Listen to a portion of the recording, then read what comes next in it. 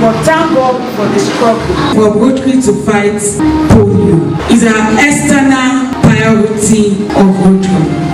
An awardee is Eminence Dr. Nwachukwu Oboha Nnamobi III, Oba of Oba Land, recognized for his advocacy for healthcare and community welfare, pledged his community's support for polio eradication. Represented by Dr. Shedrack Akoloku, the Oba of Oba Land called on other humanitarian organizations, government at all levels, and as well as public-spirited individuals to support Rotary International safeguard the future of Nigerian children through the sustained eradication of polio. Other awardees include the chairman of Eleme Local Government Council, Obarilomate Olo, the Duke of Eleme, Isaac Oluka Ejire, the Egberemene Okori Eleme, King Apollos Chu, Joshua Umute, and Brother Felix Oboa.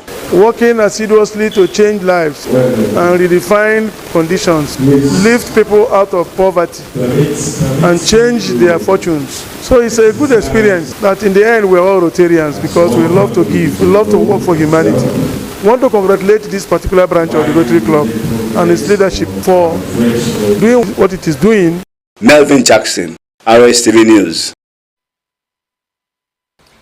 President Bola Tinubu has disclosed that his administration is committed to making education play the pivotal role as the driving hub for national growth, prosperity and development. Hence, the need to make education more robust, responsive and globally competitive. President Tinubu, who stated this during the 36th convocation ceremony of the Federal University of Technology, Akure Futa, says the blueprint that will ensure rapid revitalization of university education in the country, as well as address challenges in the Nigerian university system, has been developed, while urging stakeholders within the education sector not to rely absolutely on government for funding. Tinubu, who is the visitor to the institution, called for interconnection between tertiary institutions and industry in order to research outputs to be more impactful, while commending FUTA for its contributions to the development of indigenous technology and human capital needed to drive the nation's industry and digital transformation agenda. The president, who was represented by the Executive Secretary of the National Universities Commission, Professor Abdullahi Ribadu, urged the graduates to keep into opportunities abounding in the agricultural sector for job creation. And in education, the federal government has opened the application portal for the newly 50 million Naira Students Launch Venture Capital Fund, a flagship initiative designed to turn student-driven ideas into commercially viable, highly impactful ventures.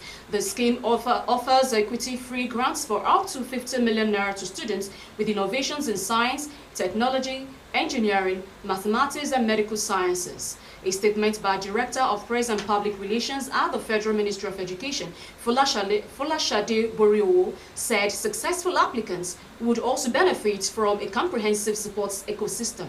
According to her, the program includes expert mentorship from seasoned entrepreneurs and industry leaders, as well as full access to tools, platforms, and resources required to develop and scale their startups.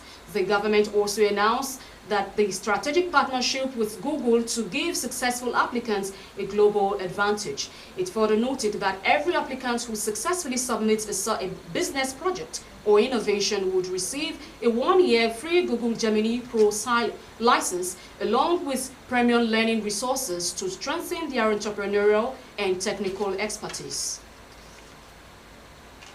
The Federal High Court has released a schedule of court activities during this year's Christmas vacation planned for December 19 and January 7. A statement by the court spokesperson, Dr. Catherine Obi Christopher, said the schedule of activities as contained in a circular by the court's chief judge. Justice John Soho says the court will commence its Christmas vacation for the year 2025 on Friday, 19th December 2025. Judges designated to serve during the vacation period are Justices Emeka Nwite and M.S. Lehman for Abuja Division, Justices Akintayo Aluko and Isaac D. Dipeolu, Lagos Division, Justices P.M. Ayuar and A.T. Mohammed, Port Harcourt Division, and Justice F.O.G. Ogunbajo, Enugu Division. The statement added that court sittings shall resume in all judicial divisions on Wednesday, 7th January 2026. Do you love and care about Rivers State and her peace? Let's build and take care to greater heights. This is the task we must accomplish. Still to come after the break.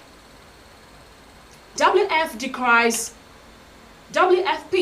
decries atrocities in Sudan's El Fasher amid humanitarian crisis, and U.S. President Donald Trump calls on House Republicans to vote to release Einstein's files. These and more after the break. Stay tuned.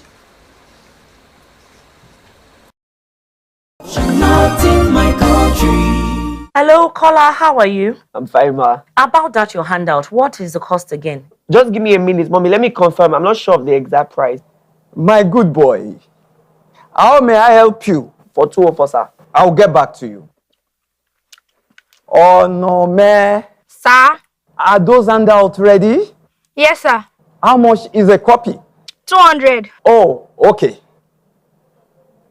My boy, Yes, sir. 350 naira. Mommy, they said the handout is just 500 naira. Well, I'll let your daddy know. Honey, caller says the price of the handout is 3,500 naira. 3,500 naira? Even me, I'm shocked. It's horrible. What's going on in this country? I don't get it. This message is brought to you by the Akinfade Foundation, with support from the MacArthur Foundation and with broadcast support from the Rivers State Television.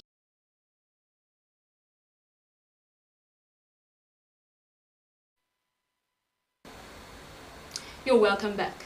You're still watching Rstv News at 3. I am Catherine Abu. Let's go to the next news stories. The National Youth Service Corps NYSC has released the deployment details for prospective members of its 2025 batch C stream. The scheme announced this via its official X handle, confirming that color platers are now available.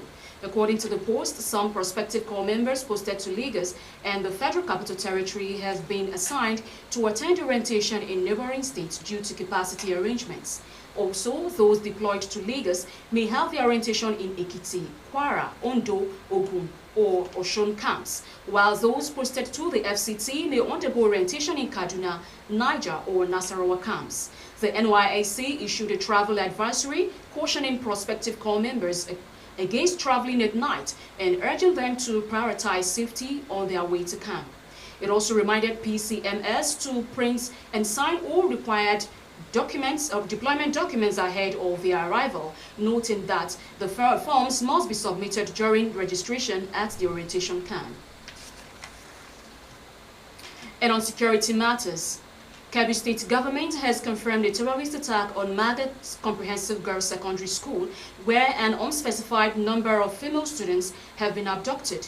Chief Press Secretary to Governor Ahmed Idris confirmed the incident, noting that details of the attack remain sketchy as authorities work to ascertain the full scale of the violence.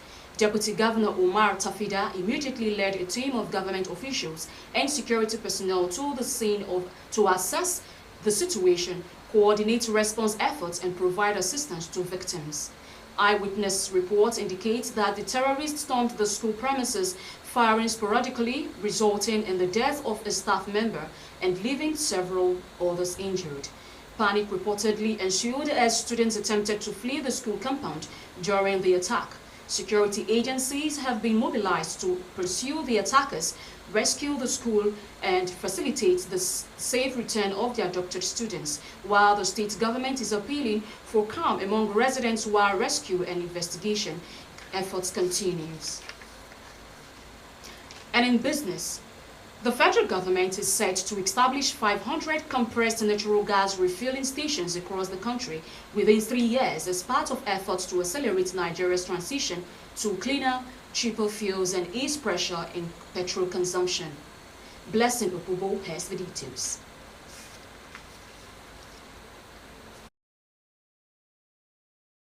The executive director of the Midstream and Downstream Gas Infrastructure Fund, Oluwole Adama, who disclosed in a statement, said the talks resulted in an agreement to create a government-backed special purpose vehicle promoted by the Midstream and Downstream Gas Infrastructure Fund, Bank of Industry, Endurance Group, and Secure Investment Partners to drive the project. He noted that the initiative would help eliminate the long queues currently witnessed at existing CNG stations by expanding access to refueling points and improving logistics to ensure uninterrupted supply. This follows the conclusion of discussions between the Midstream and Downstream Gas Infrastructure Fund and Chinese equipment manufacturer Endurance Group on the rollout of large-scale CNG infrastructure. The Nigerian naira stayed mostly stable as trading across both official and informal markets moved within a tight band. Figures from market platforms show the official daily Nigerian foreign exchange market rate standing near the mid 1,400 naira, while street traders offer the dollar slightly higher. At the official Nigerian foreign exchange market window, the volume weighted average price settled between 1,441 naira and 1,444 naira for $1. In the parallel market, cash users quoted between 1,450 naira and 1,460 naira, with many sellers clustering around 1,455 naira. Reports from market sources indicated that the official rate traded in a narrow range all day. Blessing Opubo, Rstv Business News. And on the foreign scene, the Deputy Executive Director of World Food Programme, WFP, Carl Skau, has expressed outrage over the terrible atrocities that recently took place in the city of El Fasher in Sudan's Darfur region. Speaking from Addis Ababa, Skau said that there are needs across the country and the international community needs to step up. Ruth Friday tells us more. According to the World Health Organization, the Rapid Support Forces (RSF) had last month seized